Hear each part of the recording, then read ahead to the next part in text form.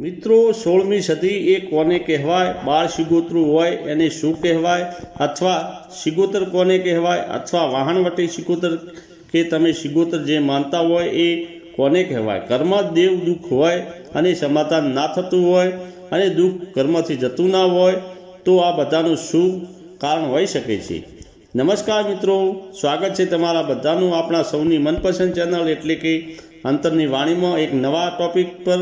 તો ચાલો આપણે વિડીયોમાં આગળ વધીએ. મિત્રો વિડીયોમાં આગળ વધીએ તે પહેલાં વિડીયોને લાઇક, ચેનલને સબસ્ક્રાઈબ કરવાનું ભૂલશો નહીં. તો મિત્રો 16મી સદી કોને કહેવાય અને પૂર્વજ કોને કહેવાય? એવા ઘણા બધા પ્રશ્નો અટપટા છે કે જે તમે સમજી ના શકો. ઘણા લોકો પૂર્વજને ગોગા બાપા તરીકે માને છે, સદીમાને પણ સંધની સદી હોય એના હારોહાર દેવગતિમાં માને છે. તો મિત્રો 16મી સદીને સંધની સદી તરીકે ન ઓળખાય, કારણ કે જે 16મી સદી છે એવી દેવગતિ આત્મા બની ગઈ હોય છે જે કે દેવશક્તિમાં ભળી જાય છે. જે સ્ત્રી ઉંમરમાં વધારે ન હોય અને એ સમયે એ અકાળે મૃત્યુ પામે. ધારો કે મિત્રો કોઈ પણ સ્ત્રી હોય કે પુરુષ હોય જેની ઉંમર હવે ધારો કે 30, 35, 40, 45 વર્ષની ઉંમરે કોઈ વ્યક્તિ અકાળે મૃત્યુ પામે છે, કોઈ કારણસર તો તે દેવગતિમાં જતો રહે છે. એટલે કે એનો આત્મા અમુક કાર્ય સુધી રહે છે જેના જે કાર્યો અધૂરા હોય અને એના મનમાં જે અધૂરા કાર્ય રહી ગયા હોય, પરિવાર માટે, એના બાળકો માટે, એના જીવનમાં જે અધૂરા સપના હોય એ રહી ગયા હોય અને એ સમયે એનું મૃત્યુ થાય તો એનો આત્મા જ્યાં સુધી તેના આયુષ્યના વર્ષ પૂરા ના થાય ત્યાં સુધી આત્મા ભટક્યા કરે છે. એની આપણે બેસાડ્યા હોય, એની આપણે પૂજા કરવી હોય આપણા ઘરમાં, તો એ આપણા જે ઘરના સભ્યો હોય જે માનતા હોય તો તેને કંઈક ચાંદીની વસ્તુ મળે, કંઈ રૂપિયો મળે, 10 રૂપિયા મળે, કંઈક પદાર્થ કે તત્વ જડે, કાં તો આપણે કહીએ છીએ કે અમારું આ કામ થાય તો માનીએ. આવી આપણે માન્યતા રાખીએ છીએ અને શક્તિને આપણે બેસાડીએ છીએ અને એને દેવગતિમાં દીવો કરીએ, એને પૂજવામાં આવે છે. જ્યારે સ્ત્રી અકાળે મૃત્યુ પામી હોય, કોઈ કારણોવશ એ મૃત્યુ પામી છે તો તેનો આત્મા ભટકે છે. એટલે જ એ એના અધૂરા સપનાઓ પૂરા કરવા માટે રખડે છે અને તમારા પરિવારમાં તમારા સ્વજનોને કોઈ પણને હેરાન પરેશાન કરે છે.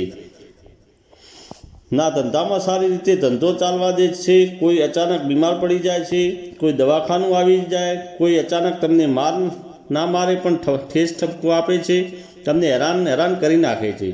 પછી તમને એવું લાગે છે કે આપણા જે દાદીમા હતા કે આપણા જે મમ્મી હતા કે આપણા ફઈબા હતા, કોઈ દીકરી ગમે તે આપણા ઘરમાં કોઈ પણ હોઈ શકે, એ એમનું નામ કે કોઈ પણ તમે તમારા વડીલોને આ વાત જણાવો એટલે કે લોકો તમને કહેશે કે આ પ્રમાણે હોઈ શકે. તો તમે એને સદી તરીકે એટલે કે 16મી સદી તમે એને 16 વર્ષ સુધી પૂજો તો એ દેવગતિમાં ગણાય છે અને દેવશક્તિ બને છે. જ્યારે તમારા પૂર્વજોના, તમારા વડીલોના કહેવાથી તમે એને પૂજો એટલે શક્તિ બની જાય છે. એટલે આપણે સદીમાં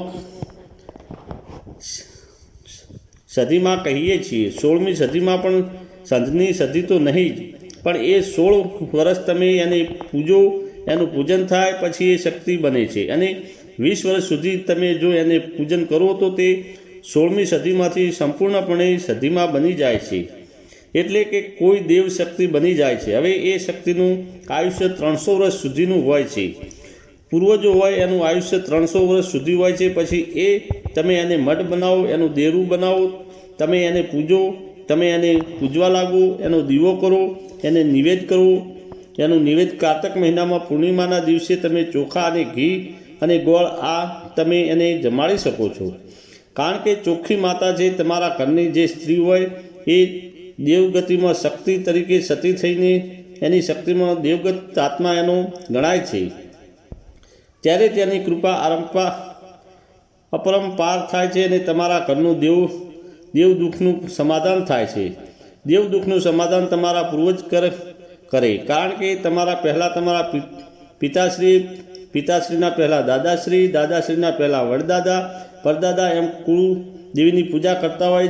જ્યારે તમારા કુળદેવીની પૂજા એ લોકો કરી અને એમના જીવનનું સંપૂર્ણપણે જે ફળ કુળદેવીને અર્પણ કર્યું હોય, તમારા પહેલાં એમને ભજ્યું હોય, તમારી પહેલાં એમને માળા કરી હોય, તમારા પહેલાં એમને પૂર્ણ કર્યું હોય તો એ ફળ તમારી પેઢીને પ્રાપ્ત થાય છે।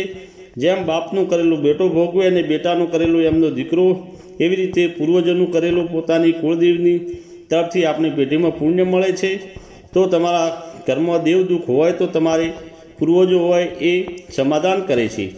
પૂર્વજ કુળદેવીને જણાવે છે અને કુળદેવી જે તે પાલકના દેવી દેવતા હોય છે, દેરા હોય છે, એમને કહી અને એનું દુઃખનું સમાધાન કરાવે છે। જેમ કે 16મી સદી હોય, કોઈ કે સિગોતર હોય, બાળ સિગોતર હોય, વીર બાપજી હોય, ગુગા બાપજી હોય, આ બધા દેવની કુળદેવી માતા તમારા પૂર્વજના કહેવાથી દુઃખનું સમાધાન કરે છે।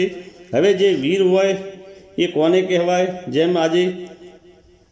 જેમ કે આજે સ્ત્રી 60 વર્ષ પહેલાં મરે છે અને 16મી સદી બને છે, એમ જ પુરુષ પણ 60 વર્ષ પહેલાં એના આયુષ્ય પ્રમાણે કરતાં પહેલાં એક્સિડન્ટમાં, કોઈ અકાળે, કોઈ બીમારીમાં, કોઈ પણ કારણવશથી એક્સપાયર થઈ જાય છે અને મૃત્યુ પામે છે તો તે વીર તરીકે ઓળખાય છે। એટલે કે વીર એટલે જુઓ, કોઈ ગાયોની વારે ચડેલ, કોઈ સારા ધર્મના કાર્યોમાં વીરગતિ પ્રાપ્ત કરે એને વીર કહેવાય। અને જે ગોગા બાપજી આપણે ઓળખીએ છીએ એ આપણા જે પૂર્વજ હોય, આપણા જે વડીલો હોય, દાદાશ્રી હોય, અને એમના કોઈ અધૂરા સપના બાકી રહી ગયા હોય, એ જતા રહે, મૃત્યુ પામે તો એ ગોગા તરીકે આપણે એને ઓળખીએ છીએ। ગોગા બાપજીનો દીવો કરીએ છીએ અને એમને સુખડી અથવા કુલેરનો નિવેદ કરતા હોઈએ છીએ। આવી બધી માન્યતાઓ આપણે આપણા ધર્મમાં કરતા હોઈએ છીએ। પણ જે 16મી સદી છે, જો એ જેને મળી જાય અને જો એને તમે પૂજો તો જિંદગીમાં તમે હર્યા ભર્યા સુખના ભંડાર ભરી દેશે। લીલી વાડી, ખેતર પાદર તમારા જીવનમાં ક્યારેય દુઃખ ના આવવા દે। તડકો તો તડકો, પણ તડકાની અનેક ક્ષણ માત્રને તમારા જીવનમાં ના આવવા દે, કારણ કે તમારા પૂર્વજ થયેલા છે। તમારા કુળની જે સ્ત્રી હોય, જે શક્તિ હોય, જે કુંવાસી હોય કે અથવા નાની સ્ત્રી હોય, એ જો થયેલા હોય અને જો તમે તેને પૂજવા લાગો તો તમારા જીવનમાં ધન્ય અને ધન્ય બની જાઓ છો। તો આવી શક્તિનું ઓળખજો અને એના નામનું શ્રવણ કરજો અને દુઃખ તો ઘરમાં આવે નહીં એવું તમે સૌ સેવા પૂજા કરજો। તમારા પૂર્વજની, તમારા વડીલોને, તમારા ગુરુજનોને બની શકે તો થોડા ઘણું તમે જે કમાતા હોય એમાંથી ધર્મ કરજો, કોઈને ખવડાવજો, કોઈને મદદ કરજો, તો તમારા ઉપર દેવી શક્તિ રાજી રહેશે, પરમ કૃપાળુ રાજી રહેશે। તો મિત્રો, આ હતી આજની વાર્તા, અને મિત્રો તમને આ માહિતી સારી લાગી હોય તો વિડીયોને લાઇક કરજો અને કોમેન્ટ બોક્સમાં જય 16મી સદીમાં અવશ્ય લખજો, અને ચેનલ પર નવા હો તો સબસ્ક્રાઈબ કરવાનું ભૂલશો નહીં। જય માતાજી, જય ગોગા મહારાજ।